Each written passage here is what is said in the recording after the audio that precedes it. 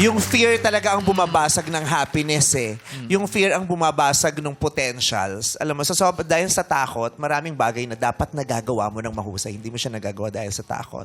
Marami kang planong hindi mo na isa sa katuparan ng dahil sa takot. Yes. Yung kagandahan mo, hindi mo na ilalabas ng buo ng dahil sa takot. Imagine mo kung nawala yung takot mo, kung gaano pa kagaling ito. Correct. Diba, takot pa yan ha? Yeah. Nahihiya pa yan. Iniisip niya pa yung sasabihin ng ibang tao. Yun talaga eh. Yung sa sandaling isipin mo kung ano ang magiging opinion sa iyo ng ibang tao, yun yung sandali na mawawala yung kaligayahan mo. Kaya, stop caring too much about other people's opinion. They don't really matter. Ang pinakamahalagang opinion ay ang opinion mo tungkol sa sarili mo. At kahit ano naman, di ba? Natatangi ka.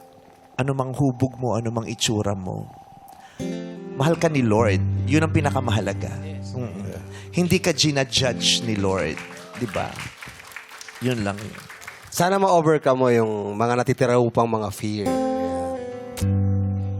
So far, ano naman po? Yan. Di kasi iba yung nagagawa talaga ng pagmamahal eh. Pag merong nagmamahal sa'yo. Yes! Days. Pagmamahal ang magpapatapang. Yeah. Diba? Diba? Kung hindi man makuha sa bahay, kailangan makahanap ka ng lugar kung saan mo makikita at makukuha ang pagmamahal na yan. Diba minsan nga, diba ina-expect natin sa bahay dapat unang nakukuha? Pero pag di mo nakuha sa bahay, hanap ka ng ibang lugar. Minsan nakukuha mo sa bahay ng kaibigan mo. Yes. Sa eskwelahan. Yes. Diba? Sa trabaho. Diba? Napakahalagang makakuha ka ng suporta. At naririto kami, tanggap na tanggap ka namin, yakap na yakap ka namin, at mahal na mahal ka namin.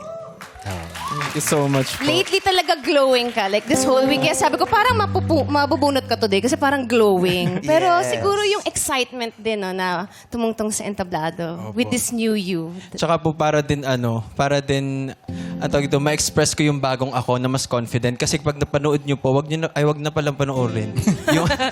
yung unang TNT ko kasi ang pangit. Bakit? Wala, hindi ako natutuwa sa performance ko kasi hindi pa ako confident. Ako din, yung unang TNT ko ang pangit. Pero ang ganda ng performance ko. Ang pangit. Season 1. Oo. Tsaka lalo na sa mga ganito, di ba, nakakabwisit yung sasabihin, ay, sayang no, bakla siya, ang pogi niya. Yung ganon. Ba't sayang? Oh, lumang kasabihan Oo. na out na.